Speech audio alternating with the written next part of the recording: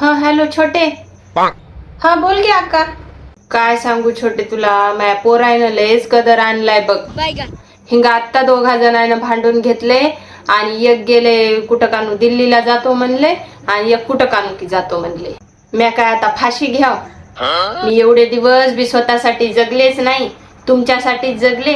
आणि हे आता पोरं मोठाले झाले तर हाताला आले तर मला वाटलं माय बापाला आधार होईल, तर कशाच येईला तर माय बापाच्या कष्टाची जराशी जाणीव नाही.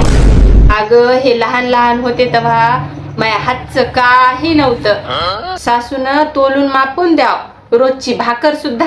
त्याईनं मला कव्हा मुकाट्या चुकाट्या काजू बदाम अंजीर आणून दिलेले.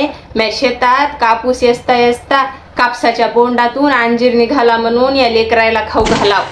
माहित सरी जिंदगीच गेली बघ. कव्हा कुठे हिंडणं नाही, फिरणं नाही, कोणत्या देवाला नाही, धर्माला नाही. बस गुन्हा ना आता. आता कशाला बोंबलायलीस ये? तवा माणूस तुला चांगलं सांगत होत, अक्का हिंडत जाय फिरत जाय. दाजीला बी कव्हा कुठं जाऊ लागले की विचारत होत माणूस, दाजी ये चला न, दाजी येता का? तर तुम्ही दोघा नवरा बायको आम्हालाच तोंडाव पाडा. आमचं येणं होत नाही, आम्हाला मोकार हिंडायला आवडत नाही. तुम्हीच जा. जसे काय सऱ्या दुनियेचे काम तुम्हालाच होते. काम काम काम. आम्ही जस काय काम केलेच नाही. काम केले तेव्हाच आम्हाला हिंडायला भेटलं. अगं तू सासरवासातून बाहेर निघून बी तुला 20 वर्ष झाले, तर माणसाला उल्हास बी लागते.